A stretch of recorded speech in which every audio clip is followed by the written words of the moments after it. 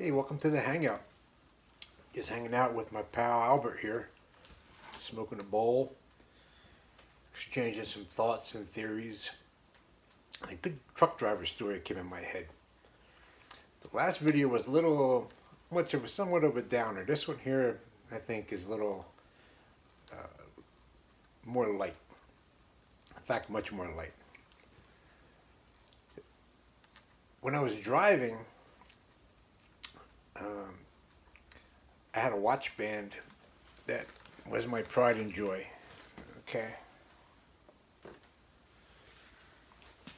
This is my watch band, and that is actually my Preston truck driver watch that I got for safe driving. That was my Rolodex, or not Rolodex, Rolex. So anyway, I used to wear that all the time. One night I was going up to Syracuse. It was on a weekend. And usually if I was going up that way on a weekend, I would stop at this one truck stop. Because I'd get there like around 2:30, 3 o'clock. People would be coming in from the bars and all the party people would be coming in. It was pretty neat. So I'd hang out there for a while because there was no real rush on when the load got to where it was going because the terminal was closed. So the one night I was sitting there and I had my watch band on, everybody's in there partying, and I went over to the vending machine to get a candy bar, a bag of chips or something, and it was one of those vending machines that had the guard that flips up when you reach in for the product. So I go over there, the chips drop down, I reach in to get it, and they were down a little bit low. I reached too far, and my watch band got caught inside that trap, inside that door. And I panicked for a minute thinking, I hope I can get my hand out of here because that was so embarrassing. So I finally squeezed everything together, got my hand back out, and just hung out for a little bit. Then I started up the road. As I started up the road, I started thinking about all the things that truck drivers have that are unique. You know, mine was my watch band. Some guys wore cowboy hats. Some guys wore big belt buckles. And a poem came into my head. So after I left the truck stop that night, I was headed towards Syracuse, and I still had a couple hours to go, and a poem started to form in my mind.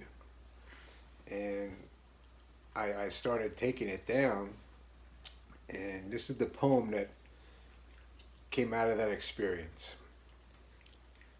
It was a Friday night and I was looking sharp, so I figured I'd stop for coffee at the Buckhorn truck stop. I wanted to make my entrance real clean, so I pulled around to the window side where I was sure I would be seen. My fuel tank felt like a stage that night as I stood there in the parking lot spotlight. I didn't really have to stretch, but I wanted to make my muscles flex. Well, it was then that this gleaming star fell. The soles on them pointy-toe cowboy boots were slipperier than hell. I was heading face first for the asphalt when I felt a sudden jerk. Wallet chain caught in the door handle. What an embarrassing quirk. Screams and laughter pierced the air. Everything happened so fast.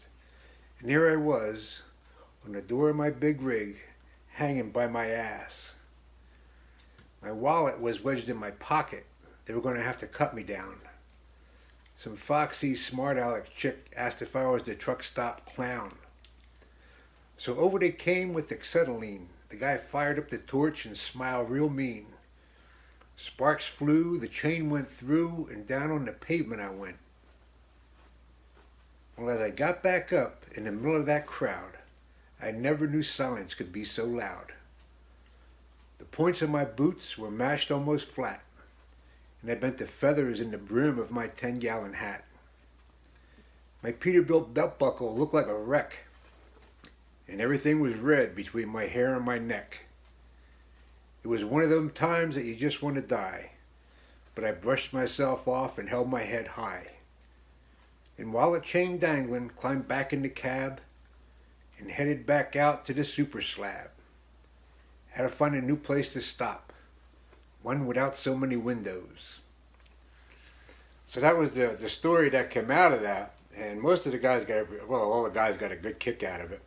And it had a little bit of each of us in the poem. And one of the guys, he used to wear a cowboy hat with a feather. And he came up to me one day, he goes, "Did you write that about me?" I said, "No, Reggie, that's all of us." So I hope you enjoyed the story. When I think of something else, I'll put one up here for you. Thanks for stopping by. If you haven't subscribed, click the subscribe button and click that bell, and you'll know when the next one's posted.